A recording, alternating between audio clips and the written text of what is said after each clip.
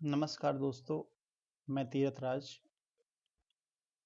आप सभी का स्वागत करता हूं हमारे YouTube channel geography research union में। आज मैंने ये सोचा कि पीजीटी का जो सिलेबस है, उस सिलेबस के जितने भी टॉपिक सिलेबस में मेंशन किए हुए हैं, उनको एक टॉपिक वाइज हम पढ़ें और सबके साथ अपने एक्सपीरियंस को शेयर करें। तो वही मैंने पहल शुरू की है। तो सबसे पहले हमारा आज थॉट का टॉपिक है अलेक्जेंडर वान हम्बोल्ट। ये एक जर्मन विचारधारा से संबंधित हैं और ये एक जर्मन विद्वान हैं। तो आइए शुरू करते हैं बिना देरी के। अलेक्जेंडर वान हम्बोल्ट, सामने आप तस्वीर में अलेक्जेंडर वान हम्बोल्ट को आप देख पा रहे होंगे। इनके बारे में गूगल करिए और अच्छे से जानने का प्रयास करिए। हालांकि तस्वीर का कोई वो नहीं है, लेकिन जानना जरूरी है। इनका जन्म 14 सितंबर 1769 ईस्वी में बर्लिन में हुआ था। इनका जन्म 14 सितंबर 1769 ईस्वी में बर्लिन में हुआ था और इनकी मृत्यु 6 मई 1859 में बर्लिन में हुई थी। और एक इनके समकालीन भूगोलवेत्ता हैं जिनका नाम है कार्ल रिटर। तो रिटर महोदय की भी मृत्यु 1859 में ही हुई थी। चलिए हम आगे देखते हैं। इन्होंने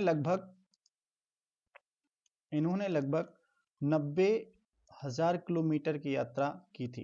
इनकी जो छोटी और बड़ी यात्राएं हैं, उनको पूरा मिला लिया जाए तो लगभग 90,000 किलोमीटर की यात्राएं हो जाती हैं। यात्रा को आप इस प्रकार देख सकते हैं, नीचे मैप में हमने दिखाया है। इन्होंने यूरोप के पश्चिमी भाग से, यहाँ से उन्होंने स्पेन साइड से ये प्रारंभ किया। इसके बाद ये अटलांटिक महासागर को पार करते हुए ये साउथ अमेरिका में पहुंचे। ये पूरा साउथ अमेरिका है, इक्वाडोर के पास में। यहाँ से फिर उन्होंने ये नॉर्थ अमेरिका की ओर गए और ये क्यूबा होते हुए फिर रिटर्न साउथ अमेरिका आए। साउथ अमेरिका के यहाँ कुछ अध्ययन किया और अध्ययन करने के पश्चात वापस फिर नॉर्थ अमेरिका गए। फिर इसके बाद ये वापस फिर उत्तरी अमेरिका के उत्तरी भाग को होते हुए ये सीधे अटलांटिक महासागर को पार करते हुए वापस यूरोप चले गए। इन्होंने एक यात्रा ये की। इसके बाद एक उनकी दूसरी यात्रा इनकी दूसरी यात्रा ये साइबेरिया के क्षेत्र में इन्होंने की थी, जो आप देख रहे हैं इस प्रकार। ये साइबेरिया में उन्होंने अपनी यात्रा प्रारंभ की, इस क्षेत्र से होते हुए ऐसे ये मंगोलिया होते हुए वापस कुछ ये जो झील है, झील होते हुए यहाँ तक आए थे। तो ये तो उनकी एक यात्रा हो गई। इसके आगे हम देखते हैं जिसके द्वारा उन्होंने महत्वपूर्ण अवलोकन किया था। उनकी जो यात्रा थी, उसी के आधार पर उन्होंने बताया था कि किस प्रकार की वनस्पतियां, मनुष्य तथा अन्य जीव जंतु कैसे प्रकृति के साथ व्यवहार करते हैं। इसलिए इन भूगोलवेत्ता को हम आर्मचेयर भूगोलवेत्ता नहीं कहते हैं, क्योंकि इन्होंने इनका सारा अध्ययन इनके ऑब्जर्वेशन पर आधारित है। आर्मचेयर भूगोलवेत्ता हम उन भूगोलवेत्ताओं को कहते हैं जो किताबों का अध्ययन करते हुए उनके तथ्यों का विश्लेषण किया और विश्लेषण के आधार पर ही उन्होंने सारी चीज प्रस्तुत की। आगे इनके देखते हैं हम। ये उन भूगोलवेत्ताओं में से एक हैं जिन्होंने सर्वप्रथम कालमापी का प्रयोग कर देशांतरों को निश्चित किया। इन्होंने सर्वप्रथम कालमापी का यूज किया था और इसी का प्रयोग करते हुए उन्होंने देशांतरों को निश्चित किया था एवं वायुदाब मापी की सहायता से इसकी ऊंचाइयां निश्चित की। कालमापी और वायुदाब मापी का इन्होंने सर्वप्रथम यूज किया हुआ था। इन्होंने ओरनिको तथा अमेजन नदी प्रवाह क्षेत्र की खोज की थी। जब ये साउथ अमेरिका गए थे यूरोप से, तो सबसे पहले उन्होंने ओरनिको और अमेजन नदी की खोज की थी, जो बहुत ही दुर्गम क्षेत्र है। उसके बावजूद भी ये वापस वहां से लौटे। ये बहुत ही बड़ा कार्य है। इन्होंने वनों एवं वर्षा के बीच धनात्मक संबंध बताया था। इन्होंने कहा था कि वन होते हैं और वर्षा होती है, इनके बीच धनात्मक संबंध होता है।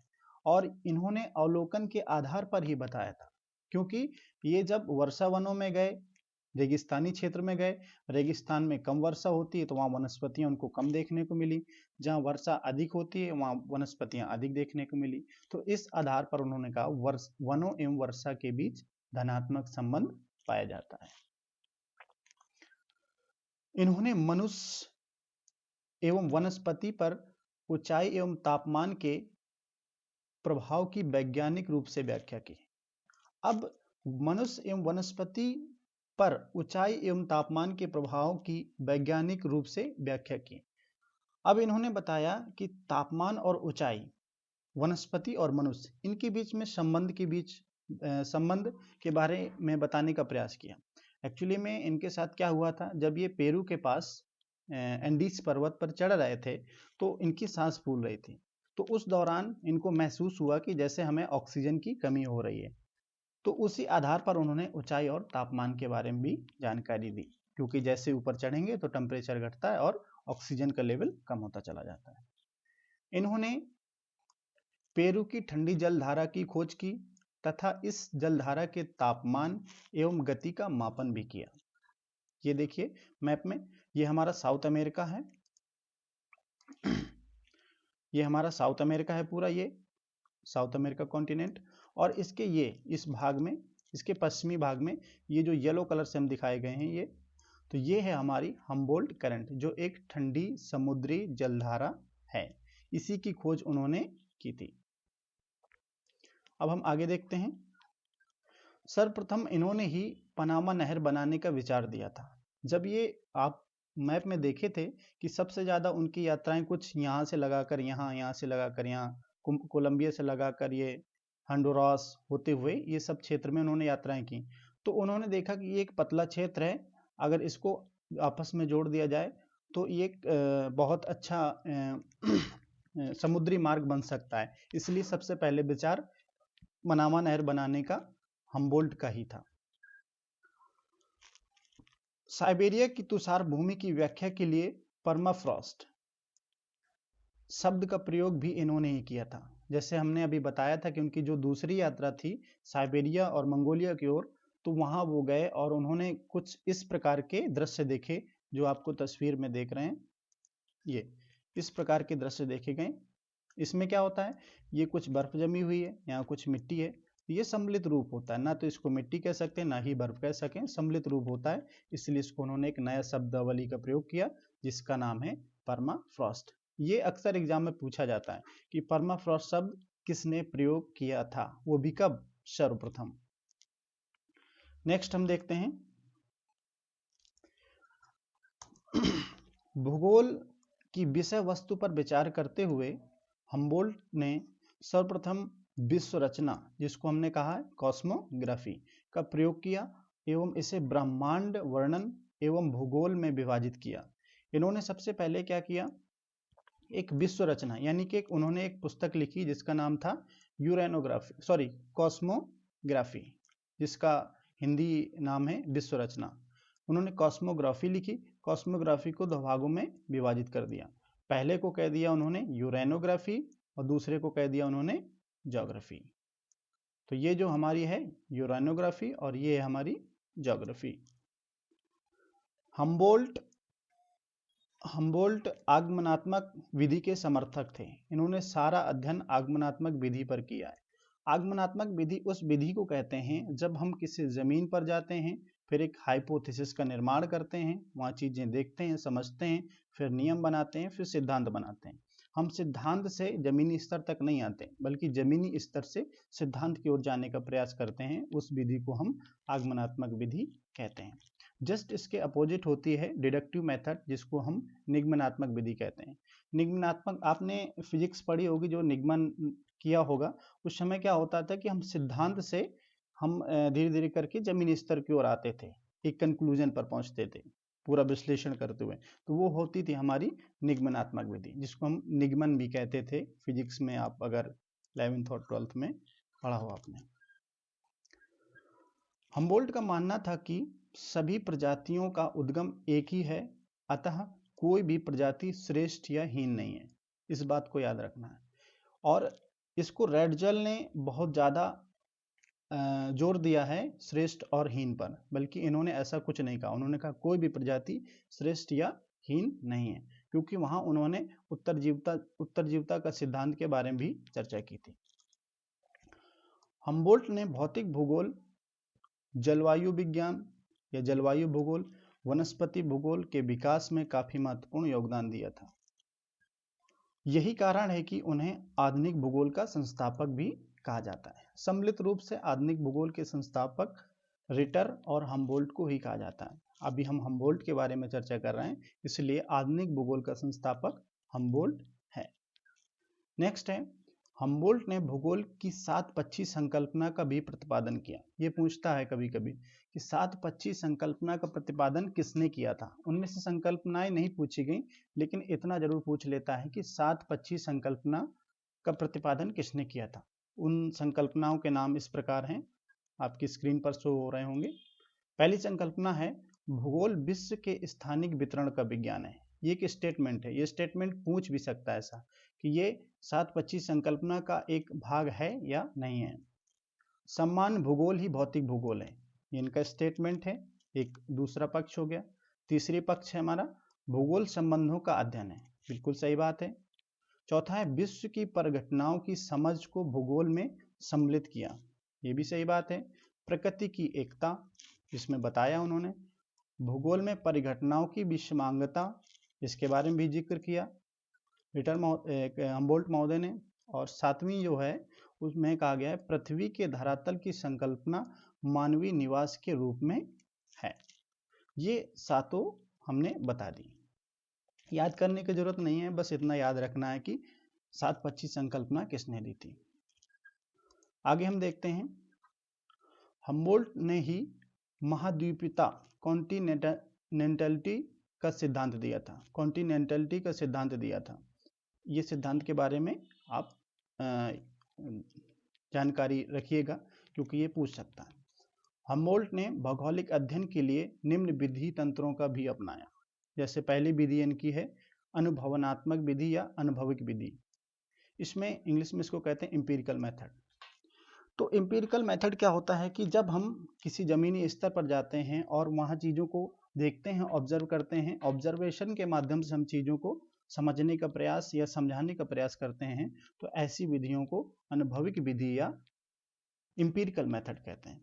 दूसरा है हमारा क्रमबद्ध विधि। ये है हमारी क्रमबद्ध विधि। क्रमबद्ध विधि का मतलब है कि हम स्टडी जो करें बहुत सिस्टमेटिक तरीके से करें। ये नहीं कि हमने कोई क्षेत्र डिसाइड कर लिया, थोड़ा अध्ययन उसका किया, फिर इसके बाद उसको छोड़ दिया, हम दूसरे क्षेत्र में चले गए, दूसरों चीज़ों का अध्ययन करने लगे। ऐसा बिल्कुल नहीं करें। बड़े सिस्टमेटिक से उसको डिवाइड करिए, एक क्षेत्र है, फिर उसको छोटे छोटे भागों में बांटिए, फिर सारे भागों से थोड़ा थोड़ा अध्ययन करिए। तो एक सिस्टमेटिक तरीके से हम अध्ययन करने का प्रयास करते हैं। तीसरा है हमारा तुलनात्मक विधि। तुलनात्मक विधि का तात्पर्य है कि उन्होंने जिस देश में उन्होंने यात्रा की, उन देशों का आधार बनाते हुए बताया। जैसे उन्होंने स्पेन की यात्रा की और क्यूबा की यात्रा की, और उन्होंने स्पेन और क्यूबा का तुलनात्मक अध्ययन भी उन्होंने प्रस्तुत किया, उसको हमने कहा तुलनात्मक विधि। मानचित्रण विधि का मतलब है कार्टोग्राफिकल मेथड, अर्थात उन्होंने जो भी यात्राएं की, जैसे अभी हमने आपको आगे सबसे पहले एक मैप दिखाया हुआ था जिसमें उन्हें यात्राओं के बारे में एक लाइन खींची गई थी, वो है हमारी मानचित्रण विधि। और उन्होंने मानचित्रों के माध्यम से जैसे देशांतर समझाने का प्रयास किया। आगे हम देखते हैं, इन्होंने भूगोल में सर्वप्रथम जलवायु विज्ञान शब्द का प्रयोग किया। ये बहुत ही इंपॉर्टेंट चीज है। इन्होंने भूगोल में सर्वप्रथम जलवायु विज्ञान शब्द का प्रयोग किया था। इन्होंने पृथ्वी को जैविक अविभाज्य इकाई माना था। इनका कथन था there is one spirit animating the whole of nature from pole to pole. उन्होंने बताया था कि सिर्फ एक ही पावर है जो पोल टू पोल वर्क कर रहे हैं, और इसके अलावा कोई दूसरी पावर नहीं है। नेक्स्ट पॉइंट है, हम्बोल्ट को वनस्पति भूगोल, मौसम विज्ञान, आधुनिक भूगोल में उनके योगदान के कारण इन तीनों क्षेत्रों का जनक कहा जाता है। अभी तक आपने रिटर और हम्बोल्ट को आधुनिक भूगोल का जनक मानते थे, लेकिन यहाँ हम तीनों को इंक्लूड कर रहे हैं। कौन कौन? वनस्पति भूगोल, मौसम विज्ञान और आधुनिक भूगोल। नेक्स्ट पॉइंट है हमारा हम्बोल्ट का पार्थिव एकता सिद्धांत के बारे में कथन था, there is one spirit animating the whole of nature from pole to pole, but one life infused into stone, plants and animals and even into man himself.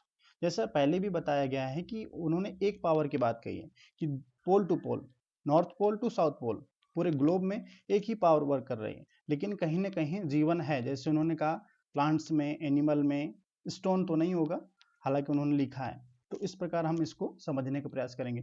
ये स्टेटमेंट दे देगा तो हमें ये याद रखना है, पोल टू पोल, ये जो लिखा है ना पोल टू पोल, अगर पोल टू पोल कहीं स्टेटमेंट में जिक्र करता है, इसका मतलब है कि स्टेटमेंट हम्बोल्ट का है। अगर पूरा ये स्टेटमेंट याद कर लेते हैं तो इससे बेहतर और कुछ हो ही नहीं सकता। नेक्स्ट हम देखते हैं इनकी प्रमुख रचनाएं। जैसा है वेव ऑफ नेचर, प्रकृति दिग्दर्शन, दूसरा है सेंट्रल एशिया, और लास्ट है हमारी कॉस्मोस। ये बहुत ही इंपॉर्टेंट बुक है कॉस्मोस, ये डायरेक्ट पूछ लेता है कॉस्मोस किसकी पुस्तक है। ये 5 खंडों में प्रकाशित हुई थी। कभी कभी पूछा है कि ये किस वर्ष में प्रकाशित हुई, तो 1945 में कॉस्मोस का प्रकाशन हुआ और 1859 में इनकी डेथ हो गई थी। ये डेट का थोड़ा कन्फ्यूजन है, इसको जरा आप देख लीजिएगा, 1845 है कि 1945 है, मे भी 1945 है। So thank you. आपको कैसा लगा कमेंट करके ज़रूर बताइए। पढ़ते रहिए, मस्त रहिए।